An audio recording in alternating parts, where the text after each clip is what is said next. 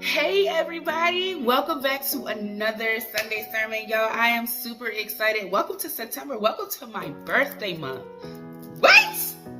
Y'all, welcome to my birthday month. I'm super excited. I told y'all we was gonna start rolling out with some more Sunday sermons. I told y'all knew what to expect. So without further ado, let's go ahead and get into this thing. All right, y'all. So this message has been sitting and stirring and brewing within me for the last, I want to say, 3 days. I mean, I kid you not. I called my parents and asked them if they could remember a specific artist that sang a song. They remembered the song. The songs are, of course, easier to remember than the artist sometimes, right?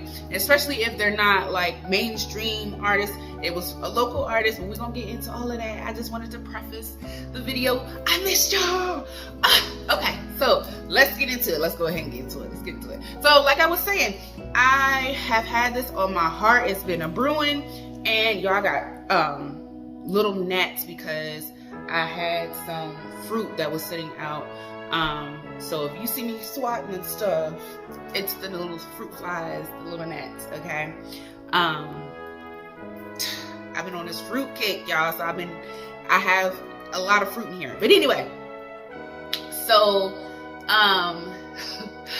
y'all, like I said, this message has been brewing for days. And I contacted my parents because I really wanted to play the song for y'all.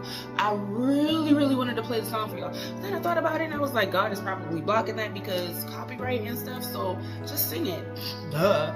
So I'm going to sing a little snippet of the song, and then you should be able to get the Bible verse from the song, because the song is a Bible verse. But anyway, so the song goes, "What shall it profit a man if he shall gain the whole world and lose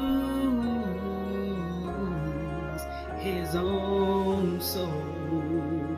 And my favorite part that I used to sing all the time. Now, this song came out when I was elementary school age. I mean, I wasn't even in middle school yet. I promise you I wasn't in middle school yet. I was definitely in elementary school. I want to say between the 3rd and the 4th grade. Okay, singing the song. Okay, now this song, this part of the song was I would belt this song. Okay, you came here with little and you leave here with less. In him there are riches if you only confess. Lord, what shall it profit a man if he shall gain the whole world and lose his own soul? So the verse that we are coming from today is going to be Mark 8 verses 36. And we're also going to go to 37, okay? So, of course, I sang verse 36. What shall it profit a man to gain the whole world and lose his soul? Now, that's probably the King James Version, but the NIV version reads, What good is it for someone to gain the whole world yet forfeit their soul? Verse 37 says, or what can anyone give in exchange for their soul? Now, y'all, this message has been sitting on me and stirring within me heavy because I think that we are in the times now where we are starting to physically see with our own eyes, like visibly see see it in front of us instead of seeing it in our mind's eye or imagining it or, really trying to digest and figure out what this verse is saying or what this verse could mean to us, because there are so many ways that we can interpret things, especially when we are in different phases of our lives, right? There are so many ways that we can interpret different Bible verses. Now, for an example, okay, so the reason that I remember this song so prevalently is because when I first heard this song, right after I heard the song, there was a gentleman who was he was of high school age. I believe he had just graduated high school. I think he was about 17, 18 years old. and his name was Daryl Brown, and he was a fine somebody, okay? Man, I had a crush on him. He was one of my brother's friends. I had a crush on Daryl. He lived right up to, like, literally right in the next neighborhood. He lived on Norris Road. I was in Herds Estates, and our neighborhoods was right next to each other. And he was a student athlete. That boy could ball. I mean, ball. You put a football or basketball in his hand, that boy was balling, okay? Especially basketball. But he was so well known in the community. He was so loved in the community. And he was gunned down. His life was cut short. He was gunned down. And I remember that song being a song that I associated with his death, because I'm like, yo, like, why would somebody do that? Like, what profits that person to take someone's soul? Like, what do you gain from that? And so that's what I mean by, like, Bible verses can mean so many different things to you at so many different times in your life, different phases in your life. So at that point, up until now, that's what I had always really, like, kind of associated that song with, like, that song with his death. And it was just like, yo, like, what did that guy get? Like, what did he gain from taking something so precious to so many people? Okay, and people are still reeling from his death. He had a little boy as well, little Daryl, he left behind. And that boy has grown. So, I mean, that child is in his 20s now. Okay. So, damn, time flies. But, that's what, you know, I had really took from that song at the time. So now that I'm a little older and I'm in a different phase and a different place in my life, that song is taking upon, or that verse is taking upon a different meaning from what I am physically or what I am seeing in front of me. That's just, like, out in the open now, okay? There are some things that years ago you would never think that it would be mainstream or right in front of your face, right? There are so many examples of this. Examples like Doja Cat with her song and her video in regards to demons. I think her song is called Demons. Doja Cat, she's stirring up a whole lot of shit with that. Lil Baby, he's, you know, you can see little things here and there about him. He's like side-eye Lil Baby a little bit. Uzi, when he was at his concert, and he basically said, if you bought a ticket, you purchased your way into hell. You're in the rapture, and you basically sold your soul by purchasing that ticket. So there are so many things that's, like, blatantly in our face now, right? And it's hard to not acknowledge what is in our face, right? And I believe Kanye West is another version of what shall it profit a man to gain the whole world and lose his soul. Now, Kanye was the biggest example that God gave me, because Kanye was everything. That Jesus Walks album, like, Kanye during Jesus Walks time was for the people, you know what I'm saying? Kanye, and I'm not saying Kanye isn't for the people now, or I don't know what the fuck Kanye is doing, like, let's not even, but anyway, so Kanye was so pro melanated people, right? And then you could see that, you could tell he was telling you that he was gonna switch his thing up, because he told you that, you know, when he get on, he gonna leave your ass for a white girl. Go get down, girl, go ahead, get down. And that song was Gold Diggers, but we ain't even gonna go into all of that, because boy, you kind of knew it before it happened, and you still didn't heed the warning. But we're not gonna go into that. We can go into that another time.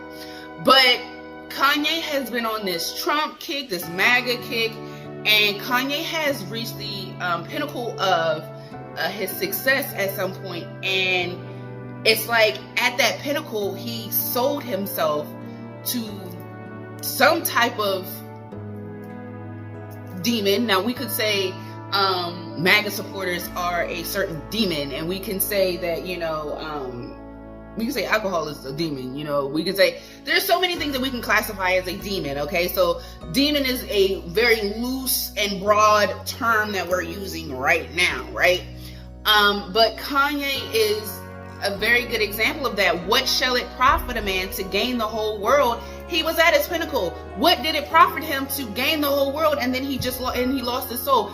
Now he's walking around and selling homeless looking clothing for thousands of dollars. He is on rowboats with his ass out and his wife in questionable positions looking up like, what are we doing, Kanye? Like, we're not really making music like that. We're not really doing what I really feel he was literally sent here to do, what he was called here to do.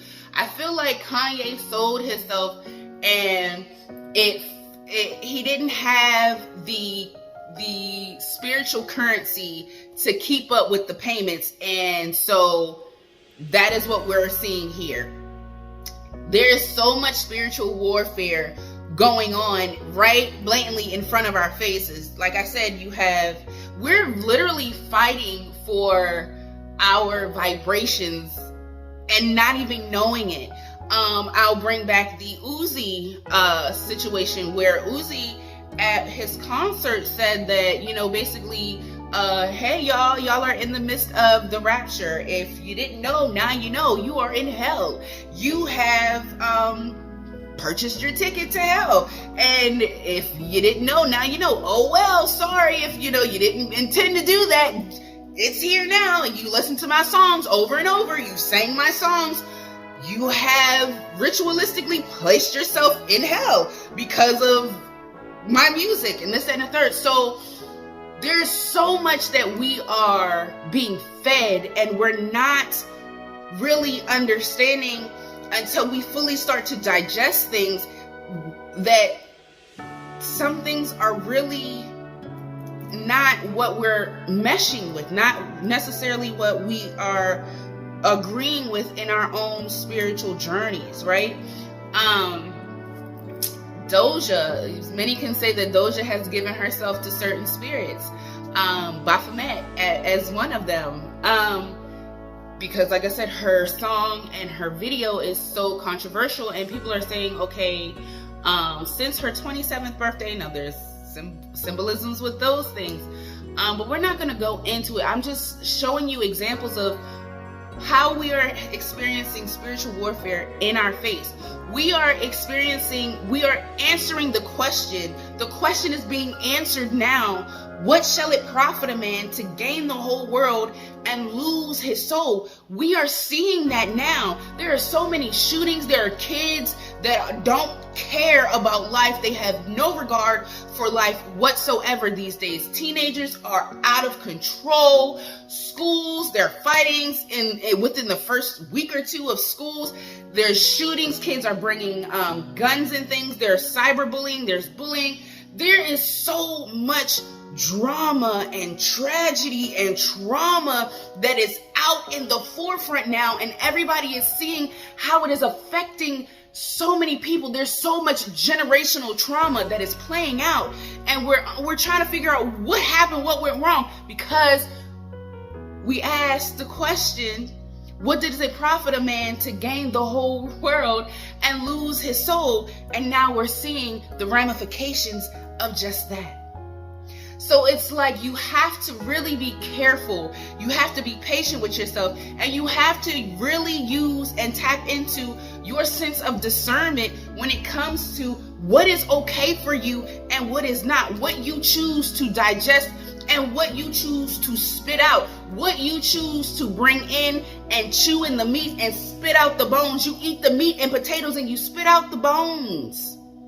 But sometimes we really have to really sit down and really look at who we are giving so much energy and attention to. Because what we are feeding and giving attention to grows within us. So you have to be cautious yourself about what you are digesting, what you are allowing into your vibrational energy. God said we are in the midst of seeing so many of his scriptures being fulfilled, and we don't even know it. A lot of us are still blind to it. What shall it profit a man to gain the whole world and to lose his soul?